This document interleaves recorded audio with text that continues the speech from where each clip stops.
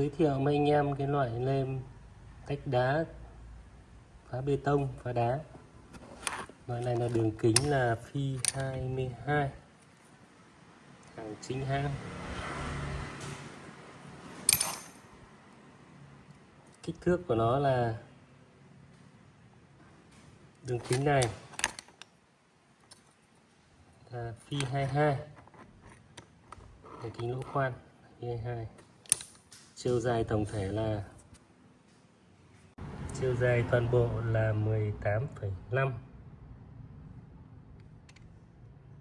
tầm 18,5. Chiều dài của lá lem là 11,5.